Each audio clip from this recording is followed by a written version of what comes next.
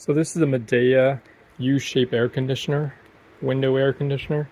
And if ever you need to open it, the back panel is set in through these tabs.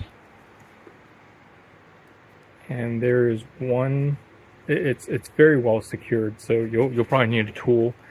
And I recommend using one of these trim tools and just run it along the edge as you work slowly around it, and try to kind of free this retention hook periodically. There are a lot of them. So there's 1, 2, 3 on the left, 1, 2, 3, 4 on the top, and of course 3 on the right.